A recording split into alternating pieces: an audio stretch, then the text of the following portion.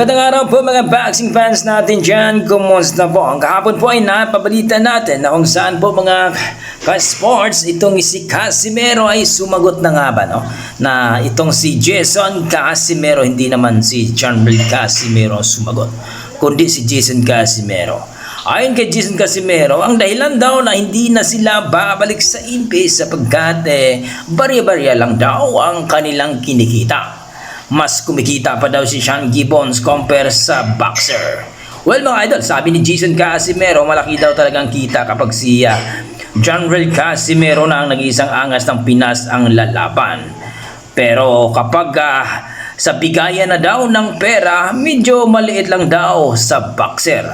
Ang kumikita lang daw ay si Sean Gibbons. Ayon kay Jason Casimero, mga ka-sports. Ano masasabi nyo dito? Mas maganda na